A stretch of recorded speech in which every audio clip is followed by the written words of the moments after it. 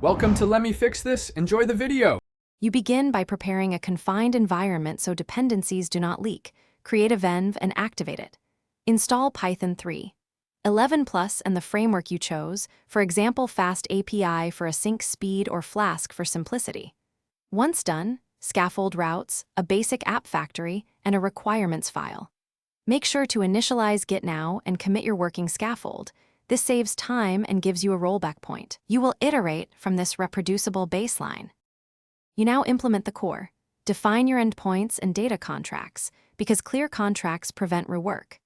Connect an ORM like SQL Alchemy and create migrations with Alembic so schema changes are versioned. Once data is reliable, add caching with Redis and background processing via Celery or RQ to keep requests fast. Make sure to add authentication using JWT or OAuth2 and centralize config. Then write tests that exercise main flows. Automated tests catch regressions before deployment.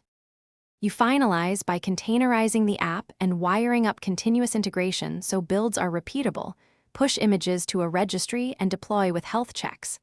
Once live, add structured logging, metrics, and alerts so you know when performance slips. Run load tests and configure graceful shutdowns to avoid losing requests. If something breaks, check the app logs and trace the request path. Correlate request ID across services to isolate the failing component quickly, then roll back if needed. Thanks for watching. If you found this helpful, don't forget to like and subscribe.